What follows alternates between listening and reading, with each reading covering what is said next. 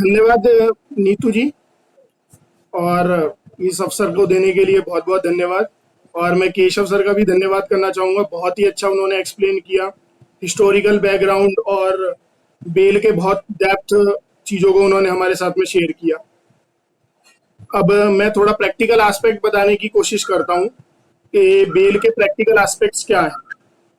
देखिए, बेल जो है वो चैप्टर, जब हम बात करते हैं 33 में कवर होता है सीआरपीसी के, क्रिमिनल प्रोसीजर कोड के। और ये सेक्शन 436 से लेके 450 तक कवर है। अगर हम अपने देखिए, बेल के बहुत सारे प्रोविजंस हैं, बहुत सारी चीजें इसके अंदर जानने को भी हैं, लीगल अवेयरनेस भी है। लेकिन अगर हम आज के लेक्चर को अगर एक चीज तक कंसाइल रखें, सेक्शन 436 तक कंसाइल रखें, सो इसके बारे में मैं आपके साथ में शेयर करना चाहूंगा। देखिए, मोटा मोटा पहले ये जानने जरूरी है कि बेल के जो केसेस हैं वो किस तरीके के होते हैं। दो तरीके के केसेस हम इसको डिवाइड कर सकते हैं कि दो तरीके के केसेस होते हैं। एक केस होता है जिसको हम बोलते हैं बेलेबल केसेस, और दूसरा होता है नॉन बेलेबल केसेस या bailable offence, non bailable offence. ये क्या है, बेलेबल ऑफेंस और नॉन बेलेबल ऑफेंस, और ये कहां पे डिफाइंड है कि बेलेबल ऑफेंस क्या है या बेलेबल केसेस क्या है, नॉन बेलेबल केसेस क्या है। देखिए, अपराधों के बेस पे ये मुख्य तौर पे दो कैटेगरी बनाई गई है, बेलेबल ऑफेंस और नॉन बेलेबल ऑफेंस। तो पहला प्रश्न तो यही उठता है कि क्या बेलेबल ऑफेंस में बेल हो जाती है और क्या नॉन बेलेबल ऑफेंस के केस में बेल नहीं होती, क्योंकि जैसा शब्दों से पता चल रहा है। तो यहां पर यह समझने की जरूरत है कि जो बेलेबल ऑफेंस है या नॉन बेलेबल ऑफेंस है, ये सेक्शन 2A में डिफाइंड है। ये बेलेबल ऑफेंस और नॉन बेलेबल ऑफेंस की बात करता है। सीआरपीसी में जब आप देखेंगे तो ये कहीं पर भी, क्रिमिनल प्रोसीजर कोड में ये कहीं पर भी डिफाइंड नहीं है कि क्या बेलेबल ऑफेंस है और क्या नॉन बेलेबल ऑफेंस है।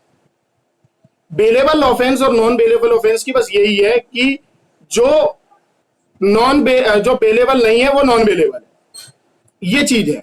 लेकिन यहां पर जो जजमेंट्स हैं कोर्ट की, उससे पता चलता है कि बेलेबल ऑफेंस और नॉन बेलेबल ऑफेंस क्या है। और 2A इतनी बात जरूर कहता है कि फर्स्ट शेड्यूल को आप देखिए, सीआरपीसी के फर्स्ट शेड्यूल में अगर किसी अपराध को, किसी क्राइम को अगर बेलेबल ऑफेंस लिखा हुआ है तो वो बेलेबल ऑफेंस है, और अगर किसी अपराध को बेलेबल ऑफेंस नहीं लिखा हुआ है तो वो नॉन बेलेबल ऑफेंस है। तो सर, क्या बेलेबल ऑफेंस में व्यक्ति को छोड़ा जा सकता है और नॉन बेलेबल ऑफेंस में क्या व्यक्ति को, आरोपी को छोड़ा नहीं जाएगा? तो ये निराधार है। बेलेबल ऑफेंस के केस में भी व्यक्ति को छोड़ा जा सकता है, यानी बेल दी जा सकती है, और नॉन बेलेबल केस में भी व्यक्ति को यानी आरोपी को बेल मिल सकती है। फर्क क्या है, दोनों में समझने की कोशिश करते हैं। देखिए, बेलेबल ऑफेंस जो है ना, एक तरीके से अपराधी का, एक्यूज का राइट है। बेलेबल ऑफेंस के केसेस में सेक्शन जब 436 की बात करते हैं तो वहां पर एक तरीके से ये आरोपी को अधिकार है कि वो बेल ले सकता है, क्योंकि बेलेबल ऑफेंस, बेलेबल ऑफेंस मतलब अभी तक ये क्लियर नहीं हुआ। तो ये बेलेबल ऑफेंस का मतलब है जो ज्यादा जघन अपराध नहीं है, संगीन अपराध नहीं है, अपराध इस नेचर का है जिसकी पनिशमेंट बहुत ज्यादा नहीं है, ऐसे ऑफेंस बेलेबल ऑफेंस है। और दूसरा, ऐसे अपराध जो जघन अपराध हैं, गंभीर अपराध हैं, जिनकी सजा ज्यादा है, ऐसे अपराधों को आप नॉन बेलेबल ऑफेंस कहेंगे। अब बेलेबल ऑफेंस के केस में पुलिस, सबसे मुख्य तौर पे आपको यहां ध्यान देने वाली बात है कि कोई भी जो आरोपी है या जो भी पर्सन है, उसको सबसे पहले क्या करना पड़ेगा, उसको सबसे पहले एप्लीकेशन लगानी, चिट्ठी लगानी। अब वो चिट्ठी जब वो अप्रोच करता है, कहता है कि जी मुझे बेल दे दी जाए, उस केस के अंदर जब वो पुलिस वाले से दरख्वास्त करेगा या कोर्ट के सामने ये दरख्वास्त करता है, तो पुलिस या कोर्ट दो चीजों को यहां पे करवाती है। पहला, एक बॉन्ड भरवाएगी, एक बॉन्ड प्लस श्योरिटी। या खाली बॉन्ड होगा, ठीक है, बॉन्ड विद श्योरिटी या खाली बॉन्ड। ये कंडीशन है सेक्शन 436 की कि ये पहले जो है आपसे बॉन्ड भरवाया जाएगा, उस बॉन्ड के बेस पे, उस श्योरिटी के बेस पे आपको छोड़ दिया, व्यक्ति को छोड़ दिया जाएगा। ये सेक्शन 436 की है, वो चाहे कोर्ट से हो चाहे पुलिस से। और जब हम नॉन बेलेबल की बात करते हैं तो बेल तो वहां पर भी मिल सकती है, वहां पर भी बेल के प्रोविजन है, अगर कुछ एक्सेप्शन को छोड़ दें। जैसे कि अगर किसी की डेथ का केस है नंबर 1, या लाइफ इंप्रिजनमेंट वाला केस है, यानी जब आजीवन कारावास वाला केस है, यानी व्यक्ति को ऐसा अपराध कर दिया जिसमें आजीवन कारावास मिलेगा, व्यक्ति ने ऐसा अपराध कर दिया जिससे उसकी किसी की डेथ हो गई है, इट मींस मर्डर का केस है, कल्पेबल होमोसाइड का केस है। ऐसे केस में क्या होगा, इस तरीके के केसेस में ये कहलाते हैं non bailable cases, non bailable cases या ऑफेंस। इस केस में जो कोर्ट है वो नहीं देगा, क्योंकि डेथ हो गई है और जो है मर्डर हो गया। ऐसा नहीं है देगा ही नहीं, लेकिन डिफिकल्टी है लेने में, तो ये नॉन बेलेबल का केस है। अच्छा, इसमें भी एक एक्सेप्शन है कि अगर वही अपराध जो है वुमेन ने किया हो, यानी महिला ने किया है, या 16 साल से कम व्यक्ति ने किया है, कोई माइनर ने किया है। तीसरी बात, किसी व्यक्ति बीमार है, या तीसरा पागल है। इनमें से अगर कोई कंडीशन होती है तो उसको ऐसा नहीं समझा जाएगा कि इसने आजीवन कारावास वाली इसकी सजा है या इसने डेथ किया है तो इसको सजा नहीं, इसको बेल नहीं देनी। Court can grant. देखिए, जब हम सेक्शन 436 की बात करते हैं ना बेलेबल ऑफेंस की, तो साफ तौर पे वो राइट की बात कर रहा है। द एक्यूज आरोपी हैज राइट। और जब 437 की बात करते हैं, यानी नॉन बेलेबल केसेस की बात करते हैं, नॉन बेलेबल ऑफेंस की बात करते हैं, तो वहां पे कोर्ट की डिस्क्रिमिनेशन आ जाती है। इट मींस इच्छा आ जाती है, इच्छा पावर, इच्छा शक्ति। वहां कोर्ट की इच्छा है, वो देखेगा, सारे फैक्ट्स देखेगा, मैटर को देखेगा, तब करेगा। तो ये बेलेबल केसेस और नॉन बेलेबल केसेस का है। लेकिन इस प्रकार का ये नहीं समझना चाहिए कि बेलेबल केसेस में भी व्यक्ति को बेल मिल जाएगा, नहीं, उसका भी है। कोर्ट ये देखेगा कि क्राइम किस नेचर का है, नंबर 1, अपराध किस नेचर का है, एविडेंस कितने प्रोड्यूस किए गए हैं, कितने मजबूत एविडेंस हैं जो अपराध की ओर इशारा कर रहे हैं। तीसरी बात कि पनिशमेंट कितनी है, पनिशमेंट ग्रेव तो नहीं है, गहरी पनिशमेंट तो नहीं है, यानी ज्यादा पनिशमेंट तो नहीं, 7 साल 10 साल की सजा तो नहीं है। तो उस केसेस के अंदर कोर्ट देखेगा। फिर एक्यूज की हिस्ट्री देखेगा, किस प्रकार का इसका पिछला रिकॉर्ड रहा है, क्या ये एविडेंस को टेम्पर तो नहीं कर देगा। ये जाएगा, टेम्पर का मतलब है कि छेड़ाखानी तो नहीं कर देगा सबूतों के साथ में।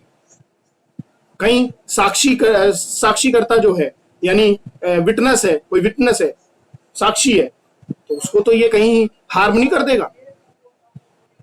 कहीं ये पीड़ित के साथ में किसी प्रकार का हरासमेंट तो नहीं कर देगा। इस प्रकार की चीजें देखी जाती है कि ये भाग तो नहीं जाएगा। ये जब चीजों को देखा जाएगा कोर्ट में, तब उसको जो है बेल दी जाएगी। हालांकि 436 की लेनी हो, यानी बेलेबल ऑफेंसिस जो जघन अपराध नहीं है, संगीन अपराध नहीं है, तो उस केसेस के अंदर वहां पे मिल जाएगा। लेकिन जब 437 की बात करेंगे तो नहीं मिलेगा जल्दी से। अब एक और चीज है यहां पे, एक होता है कंस्ट्रक्टिव कस्टडी। ये चीज क्या है? एक प्रश्न उठता है यहां पे, अगर इस कंस्ट्रक्टिव जो कस्टडी का जो वर्ड है, इन दो वर्डों को अगर मैं प्रश्न बना दूं तो प्रश्न क्या उठता है यहां पे? प्रश्न ये है कि क्या बेल जेल से छुटकारा है? क्या बेल सजा से छुटकारा है? क्या बेल अपराधों को खत्म कर दे रहा है आप किसी व्यक्ति के? क्या अपराध खत्म हो गया? क्या आप कोर्ट की कार्रवाई नहीं होगी? तो इसका आंसर है नहीं। बेल सिर्फ एक लिबर्टी है, उस व्यक्ति का अभी आरोप सिद्ध नहीं हुए। तो जैसे केशव सर ने बताया कि आर्टिकल 21 इसकी बात करता है कि यू हैव लिबर्टी, क्यों आपको पकड़ के रखा जाए? आरोप अभी सिद्ध नहीं हुए हैं।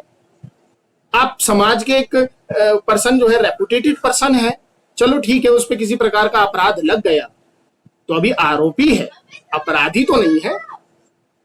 तो इन बातों में फर्क है। तो इस केस के अंदर क्या होगा? तो यही है कि वो व्यक्ति जो है अपराधों से नहीं छूटा है।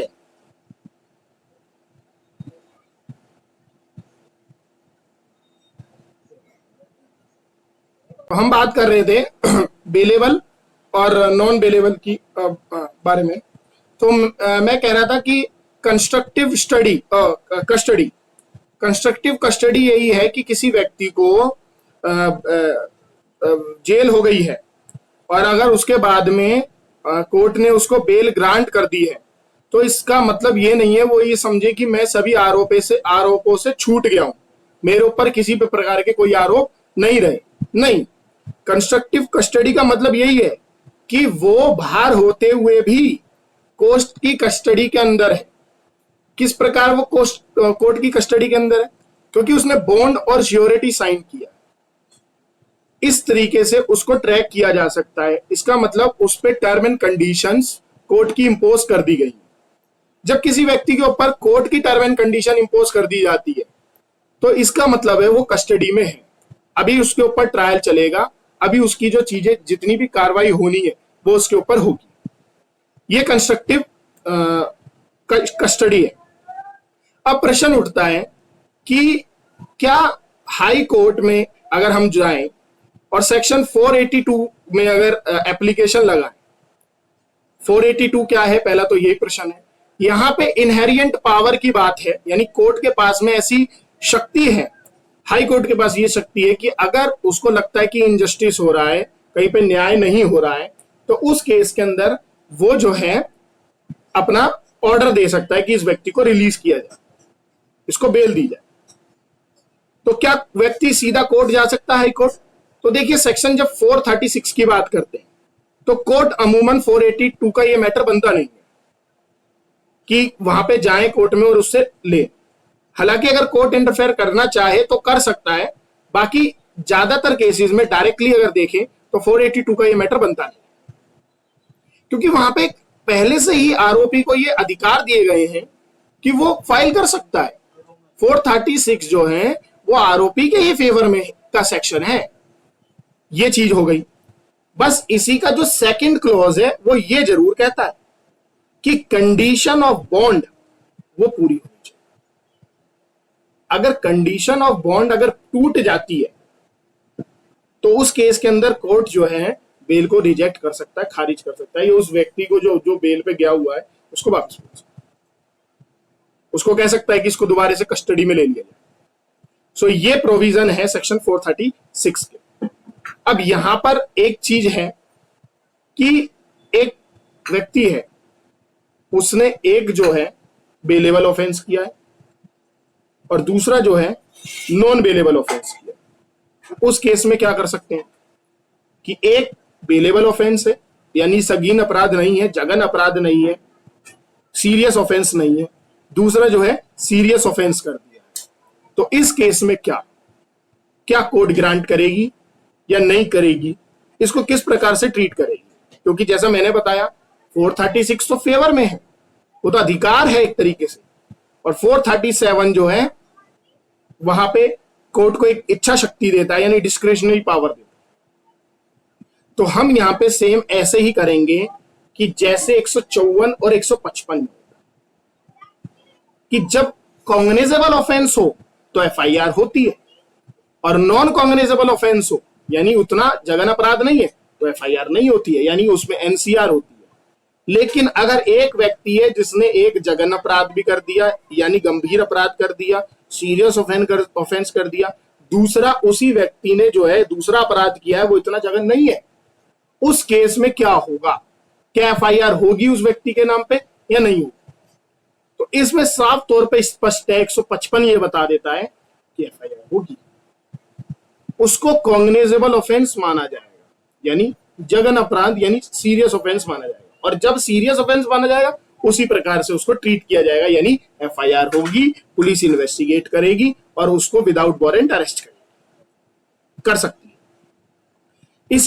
इसी तरीके से अगर एक कॉग्निजेबल नॉन बेलेबल ऑफेंस है यानी और एक बेलेबल ऑफेंस है, तो बेलेबल ऑफेंस क्या बताया, कम जघन्य है, नॉन बेलेबल जघन्य अपराध है, सीरियस ऑफेंस है, तो उस केस में उसे सीरियस ऑफेंस मान के ही ट्रीट किया जाएगा और कोर्ट फ्रेश एप्लीकेशन लगवाएगी। कोर्ट कहेगी फ्रेश एप्लीकेशन होनी चाहिए। यहां अब आपका जो है ये नॉन बेलेबल वाला नहीं केस रहा, अब ये नॉन बेलेबल वाला केस, तो यहां इन प्रोविजंस को समझने की जरूरत है।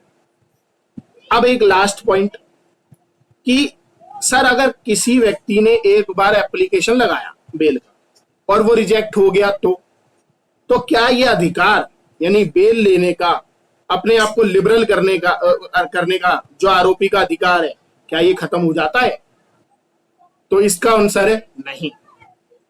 वो व्यक्ति फिर दोबारा से बेल की एप्लीकेशन लगा सकता है, स्थिति या परिस्थितियों को थोड़ा सा बदल के दिखा सकता है।